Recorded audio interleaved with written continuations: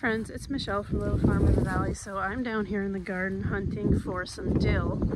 Today I'm going to be showing you a easy, really delicious, healthy, fermented pickle recipe. So I am actually down here hunting up some dill. Let me turn my camera around. So I picked the cucumber pickles yesterday, and I just have some volunteer dill that came up randomly. I actually need to pick that for dill seed since it's already dried and went to seed. So I'm just going to grab this dill, and then I'm going to be able to head back to the house and show you this fermented pickle process.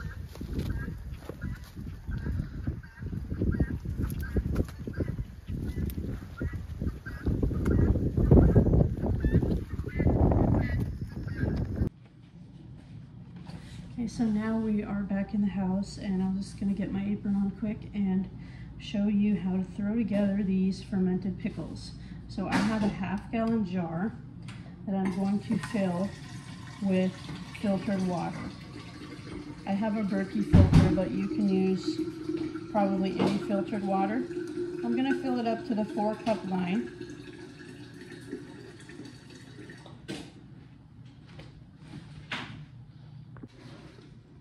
So now I'm going to take salt. I use Redmond real salt for pretty much everything. You can use any salt except for iodized salt. So I'm going to add 2 tablespoons and stir that up. Usually when you're fermenting something in a half-gallon, it's 2 tablespoons, and if you're fermenting a quart like this, it's 1 tablespoon of salt. The Redmond salt leaves a little bit of a pink tinge in the water.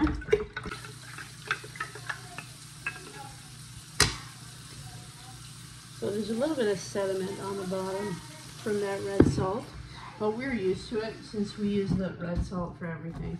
So next, I'm going to get some fresh garlic cloves. So I have some garlic cloves that we took out of the garden a few weeks ago. Beautiful, huge garlic cloves. So I'm going to add 2 or 3. These fermented pickles, they don't have a ton in the way of flavoring. Like, I keep it kind of simple and plain. You could add all kinds of things if you really wanted to get fancy. I usually just add garlic and dill and the salt. Today I was thinking though I might add peppercorns just for fun, but it's so different from a canned pickle that needs that all kinds of flavoring to preserve and to keep that good taste for, you know, next year. This fermented pickle is something that you eat, you know, in the upcoming weeks, so it doesn't really need to be all that fancy, but obviously you can play around there if you want. So my garlic, and I'm going to add a few peppercorns.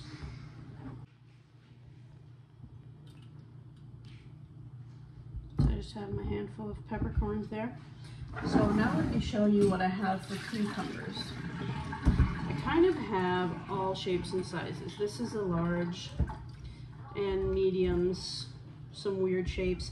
So since they're not very pretty, and I didn't get a very big picking, if I had cucumbers this size, using my hand here for reference, almost pickle size but kind of a big pickle, those would be my preferred cucumber for this fermented pickle. But this year it's been kind of a struggle with cucumbers, so I am just taking what I can get.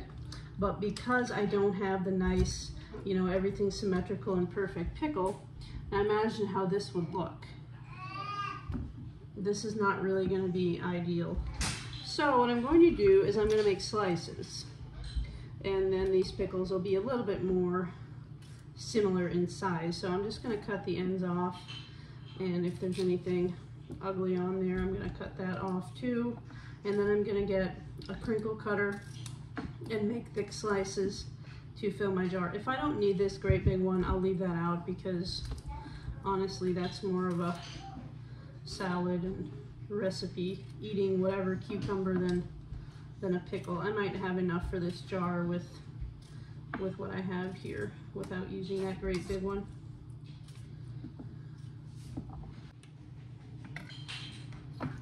So I'm going to take my crinkle cutter and just make thick slices of these and make little pickles. They're maybe, I don't know, not quite half an inch thick.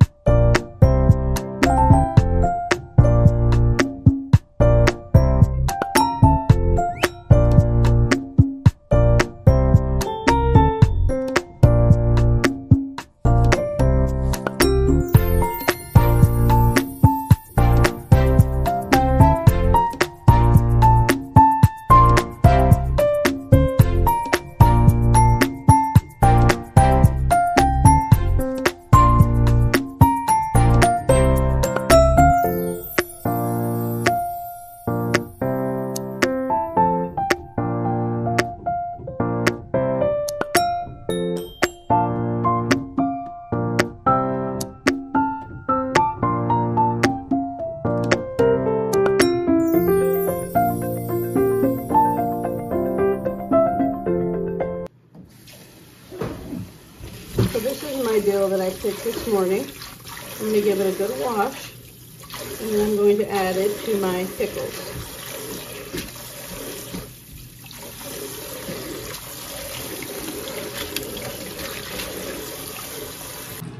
So now I'm going to take this dill, and I'm going to use it to push down these pickles, because the water, the fermented salt water, is what's going to keep your pickles from going bad.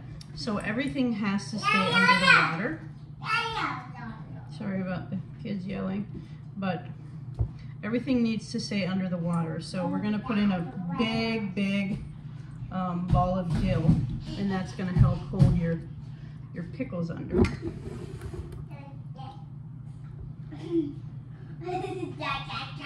Remember, we filled our jar half full. So I have a glass weight that I'm going to add on top of the dill. So now everything is underwater. The water level is really high. Now I have a fermenting top. So it's a silicone thing that has a hole to allow the gases to escape, kind of. I'm just going to fit a ring over that. And I have my fermented pickles ready to go. So now that we have our jar all packed up and ready to go and ready to ferment, I want to talk a little bit about like times and how long you go and where you put it. So my sweet spot with this particular recipe is kind of to leave it out all day. So I made them in the morning, and they're going to be out on the counter room temperature until this evening. Then I'm going to refrigerate them and leave them for 3 days. And in 3 days, these pickles will have taken on the flavor of the dill and the garlic and the peppercorns. It'll be really tasty by then. So that's been my sweet spot for this recipe. If you're really big into fermenting and you love that really strong fermented taste, you could leave them on the counter for 1 or 2 days. But my experience has been they get just a little bit too fermented for my liking. So what I do is like I said, I leave them out till the night, and the last thing I do before I go to bed is I'll put them in the refrigerator and leave them for 3 days, and they're just the way we like them.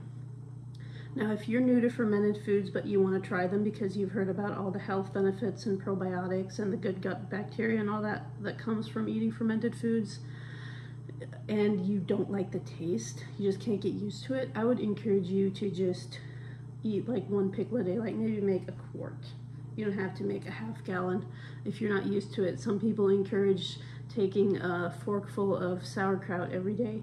And what will happen over time, if you keep that up over like a period of a month or so, some people maybe more, maybe less, your body will start to crave that fermented taste. It's gonna realize, hey, I've been eating something that I didn't really like at first, but it's been so good for me, I'm feeling so good because of it, that your body and your palate will start to crave that fermented taste.